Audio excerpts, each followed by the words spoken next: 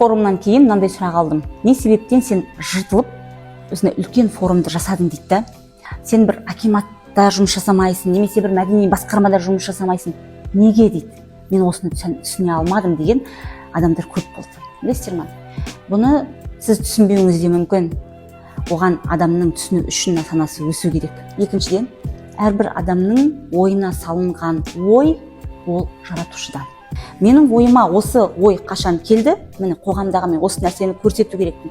Осы нәрсені қыз-келіншектерге беру керекпін. Бала тәрбиесі туралы айту керекпін. Тектілікті үйрету керекпін деген нәрсе келген кезде, менің өзімде жоқ болса да, ол ой мен жатқызған жоқ. Неге? Себебі бұл маған жаратушыдан келген миссия. Мен беру керек болдым, бөлісу керек болдым. И бөлісуге, беруге дайын болған кезде, міне осындай біз қадамдар жасаймыз. Және осы жерде бір нәрсе айтқым келеді. Беруші болу өте қиын. Сен қоғамға пайдаң тисін деп жасайсың. Сенің үлкен уақытың кетеді, энергияң, денсаулығың, бала шағаңа бөлінбеген вниманиең, қаражатың, барлық нәрсең кетеді. Бірақ соны сен дайын тұр деп адамдарға берген кезде, олар сол дайын нәрсеге келіп тұрып, ана тамақты пісіп тұрған тамақты жейді. Мынаның тұзы неге аз? Мынау кішкене қаттылау болып қалған сияқты ғой деп пікір айтады ғой. Өзі дайындаған жоқ, өзі махаббатпен ол тамақты ұсынған жоқ. Дәл сол сияқты сен пікір аласың. Форумда бар жан тәніңмен, бүткіл денсаулығыңмен, бар қаражатыңмен жасайсың, жасадым мен.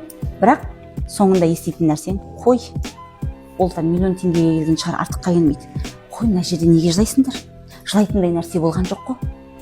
Менің түсінген нәрсем, әйел сонда тек қана еркектің артында болу керек па? Еркекті тыңдау керек па? Деген сияқты неше түрлі әңгімелер. Қараңыздар, беруші болу ол әрқашанда қиын.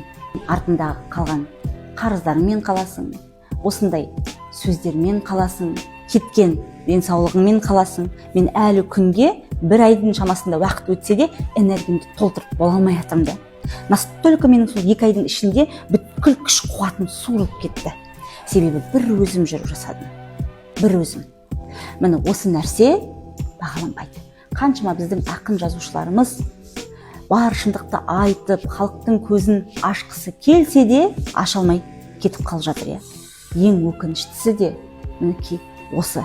Біз қаншама адамның сауатын ашамыз, көзін ашамыз, көкірегін оятамыз деп жүрген кезде, сол көкірек, сол көз, сол жүрек ашылмай қалып жатады.